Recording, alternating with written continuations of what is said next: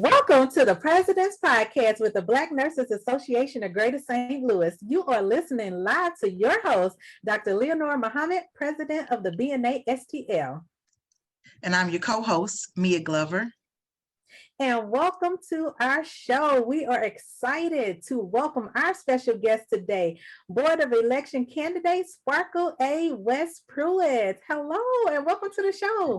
Hello, and thank you so much for having me.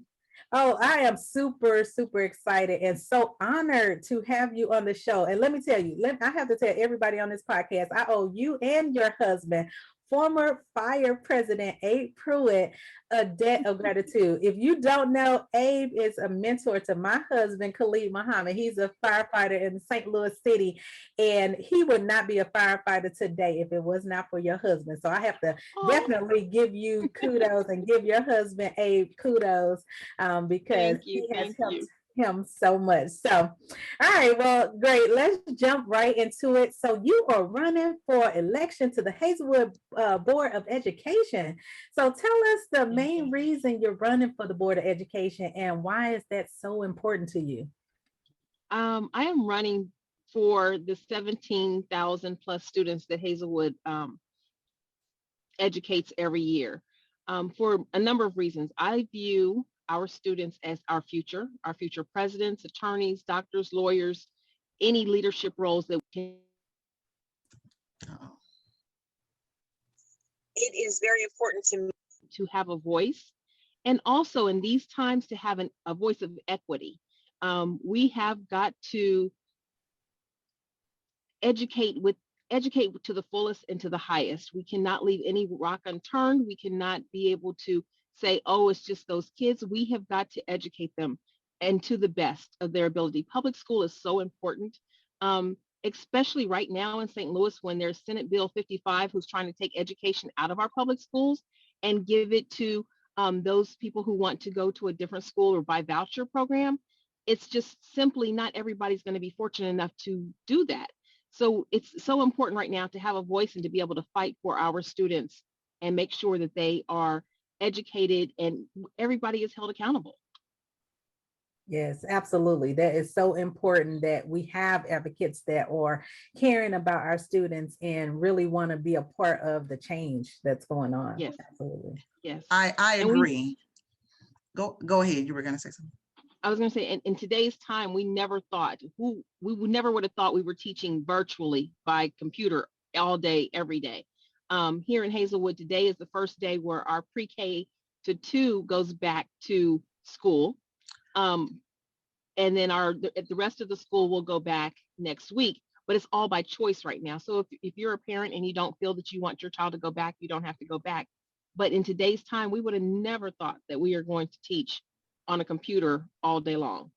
No, and kudos to the instructors and the teachers out there because you had to jump in and you had to change up the flow and process. And that was not easy, to jump on and come up with a plan to make sure that our students get exactly what they need. So kudos to the teachers and educators out there in the Hazelwood School District. And I'm actually in the Hazelwood School District. So I appreciate everything that you do.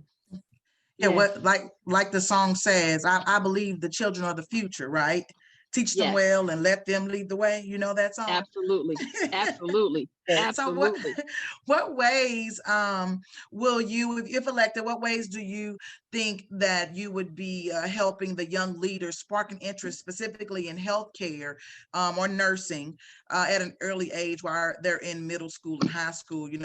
There is a huge gap in diversity in healthcare. And so to piggyback off of what you said, as far as teaching them well, how do you see the plan going forward to kind of keep people in the healthcare? Well, I can tell you and at the high school level, there are already programs in place where our students are able to focus on careers, and biomedical is one of them, as well as medical. I mean, I've gotten emails from the medical fields where students can be able to do a dual enrollment. And what that means as a dual enrollment is our students are able to, in the 11th grade, providing they have the credits and the classes already under their belt, they are able to go to high school and graduate from high school as well as get their associate's degree from Flow Valley. Oh, wow. Absolutely free. Awesome. Absolutely free. So my son, for one, he's going for engineering, but he's able to go to school and high school when he gets into the 11th grade and go to Flow Valley at the same time and be able to graduate. But I will tell you that they are able to um,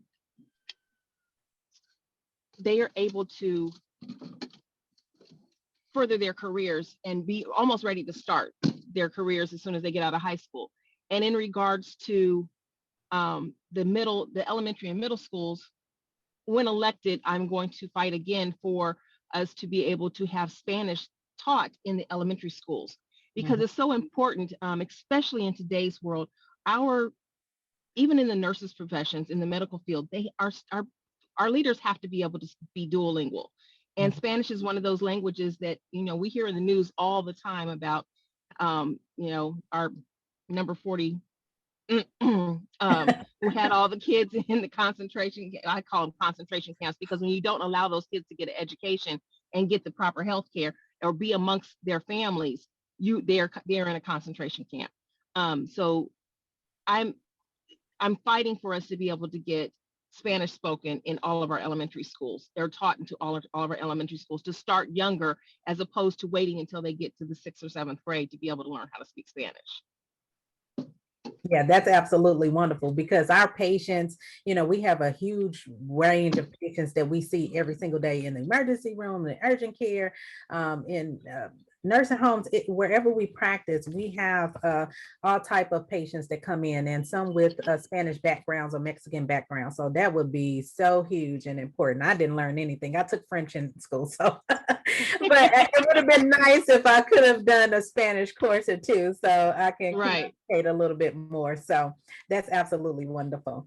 So in addition to working in the educational space, I've been doing my research, and I found out that you previously, or still are, a business and entertainment manager. Did I read that right? And founder of Infinity West Inc., managing major events like Superfest and going on national tours with the OJs, Whitney Houston. I mean, my God, Michael Jackson, to name of it. So, oh my God, that is so wonderful. So tell me how that experience in leading and managing those type of acts, how do you use that experience if you leading on the board if elected?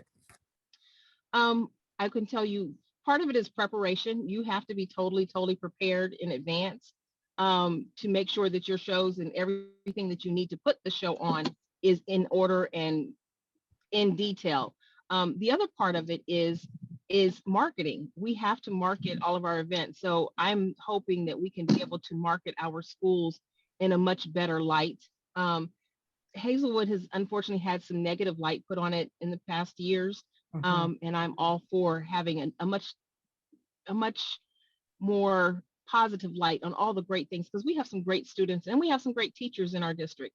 It's just a matter of letting the world know what we have to offer and bringing that out. In fact, I'm leaving tomorrow morning to go. One of my groups, After 7, just released a new single. So we're on a path right now. It's finally, I feel good because I'm almost back to work. I haven't been able to do a show in over a year. Oh, wow. Yeah, because of COVID. Yes. Yes. So it's been very trying on me. But the skills that I have in leadership and in management of entertainment has also come over to the board as well, because it's not too much different. It's just a matter of the product that I have to manage. Yes, absolutely. And look, After 7, let me just stop there. I used to be singing in my room to those songs, first of all. So, oh my God, I don't know what I would do if I was meeting them in person. So, well, unfortunately, now with COVID, that's the sad part. We're not able to do meet and greets like we used to do. I mean, that was a big part of it. I mean, that was the party before the party and the party after the party, but we can't do meet and greets anymore. We can't take pictures with the artist anymore. And it's making it very difficult now, but I can tell you the new single Bittersweet just hit the airwaves on Tuesday, and it's we're hoping this next album takes us over the edge where we need to be. So Right. Oh, well, I can't wait to hear it, and kudos to you. So I'm happy COVID is trying to, the numbers are decreasing over the country, and so I'm excited about that, to get back to normal and get our kids back in school and everything. So good, Yeah. good. Yeah. So it's end of March, and that we're closing out on Women's History Month. And as you're talking, it's just reminding me of all of the leadership roles that women can be in that have been traditionally held by men. Um, we've seen history be made with Miss Kamala Harris being VP of the U.S. And young women are seeing you, as well as other leaders, change things on a national level, or a local level. And how would your win affect, to empower young women? In a lot of different ways. So when I walk into the classrooms, I'm always addressing our students as president, attorney, chief, um, professor, engineer, you name it. Um, I've always instilled that whatever that future can be for them. And even this morning when I walked in the classroom, I'm pointing out there's a few kids that are in the classroom. So I pointed out, oh, good morning, Dr. Cunningham. Good morning, Professor Smith. And they look at me at first like, what are you talking about? And some of them challenge me, like, I don't want to be a doctor. Well, no, you don't have to get a PhD. You don't have to be a medical doctor, but you need to get your PhD. And just instilling that. In addition, even when I'm not on the board, prior to the board, I've always been in somebody's school, assisting somewhere, some way, somehow, teaching young ladies the etiquette and to not, you know, do the gossip and the back and forth and stuff. I'm trying to make them into young ladies of respect. Mhm. First and foremost, they have to be respected, especially, and being in the music business, listening to some of the music that is out now, it's not respectful to women. Mhm. So that has to be reinstilled as well. And then also working with the parents as well. Working with the parents includes involving their opinions or calming a situation down when they have to come to the school because their child has done whatever the case may be, or even if their child is just sick, letting them know that they are in good hands. Mhm. So working the whole entire circle, the students, the parents, the Right. community, the teachers, and everyone involved.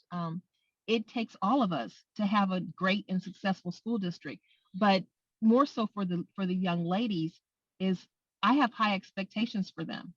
Mhm. And what those high expectations mean is I'm expecting them because they represent me. When they get to know me, they represent me. It's almost like they're my own personal child, but they represent me. And I don't want them to go out unprepared. Mhm.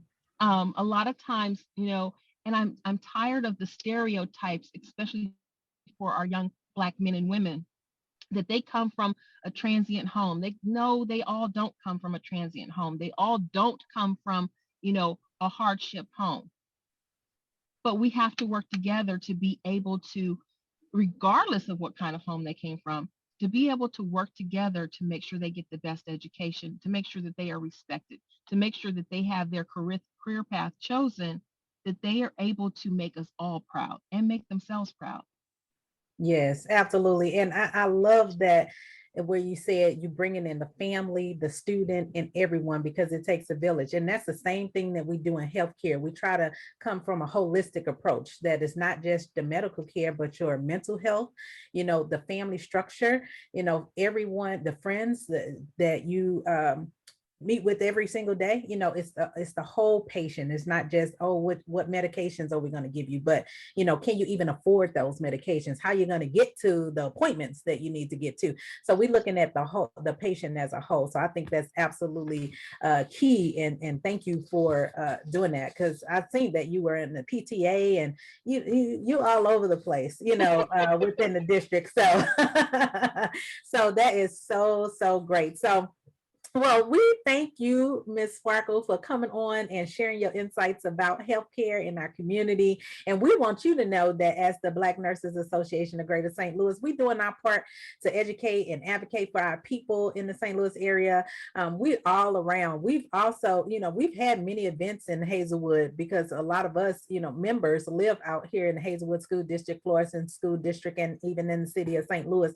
So we're doing health fairs. We're, partnering with the school districts, coming in, talking to the students, telling them about healthcare, trying to spark their interest in healthcare.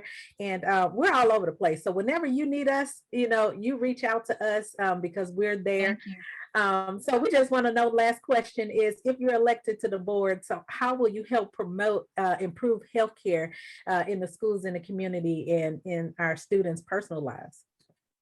Well, I can tell you that's been the first, every call, every board meeting that we've been in, every report that comes out, especially due to COVID, there's a ton of questions that are asked. Like even now, going back into the school, the kids are eating in the classrooms as opposed to eating in the cafeteria.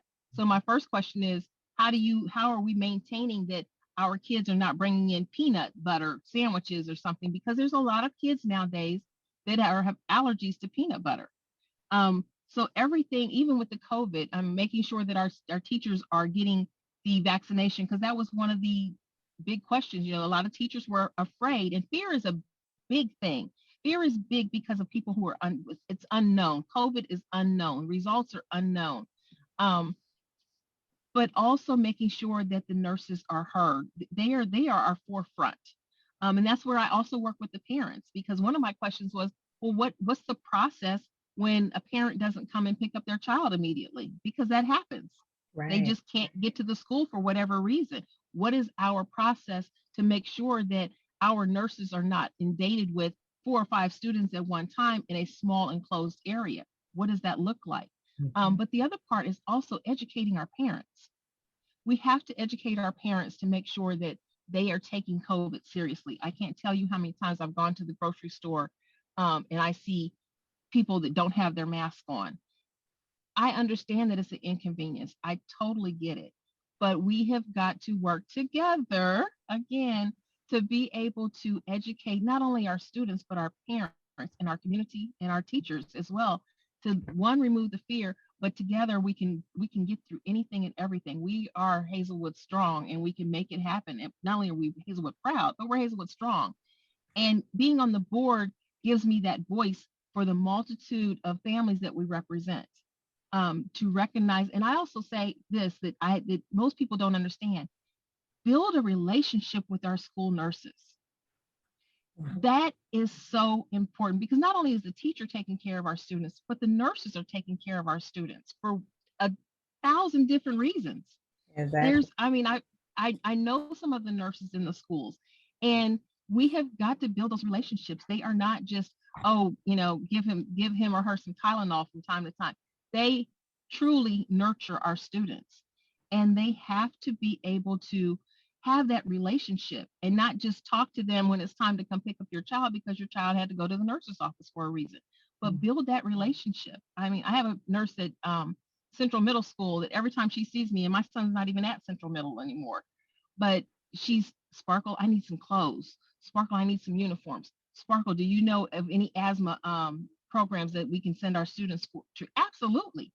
And that's the other thing too, is working with our nurses, because there's different testing programs, and not even just COVID, but there's different testing programs for asthma and all kinds of things, medications that are coming out, that we can get our students involved in and our families involved in, so that we can beat a whole lot of these, I don't like the word diseases, but all of these issues that we have to face, medical issues that we have to face from time to time. Yes, absolutely. We recently, one of our members, Brittany Jarvis, she started this campaign of something that we didn't even recognize was an issue, was just girls in high school having sanitary products, female sanitary products. They would miss school because they didn't have the products. And, that's not something that we would just be thinking about. But just by partnering and being in these schools, we start to learn these identified issues, and that the nurse brought that to our attention. And so one thing that I remember Brittany Jarvis went out to did and start collecting these products so that we can deliver these products to these local high schools in the area. So yeah, that's absolutely such a key thing, to have the nurses more involved with what's going on and letting us know what those needs are for those students, because they spend a lot of time with these students inside, sometimes Yes. more than, even just at home with your family, or students may feel more comfortable talking to the nurse versus their parents. So that is Absolutely. absolutely a key thing that we need to make sure that we implement, and push forward moving forward. So that's That's an awesome program. I can put you in touch with Christine Bertel, who is the lead nurse at Hazelwood, to definitely make that happen. That would be oh yeah. perfect.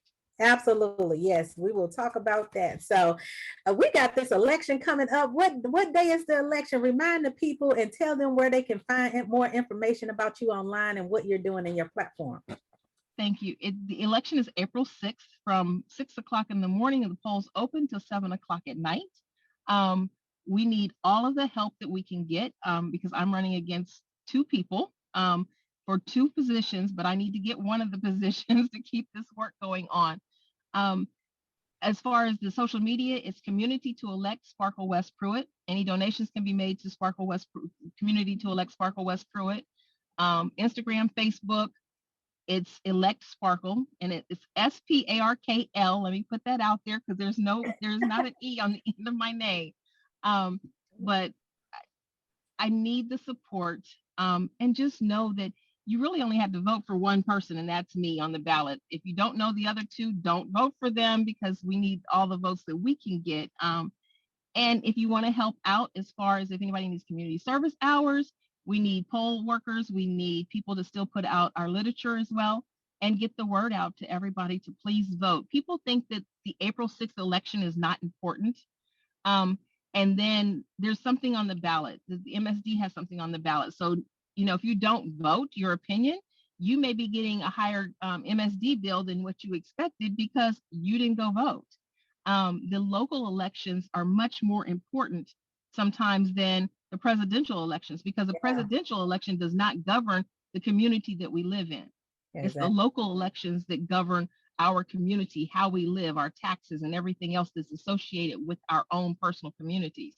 So please get out and vote. Now you can vote at any polling place. So if you work in St. Charles, you can vote for Hazelwood in St. Charles because there's no limitations. Just have your ID with you.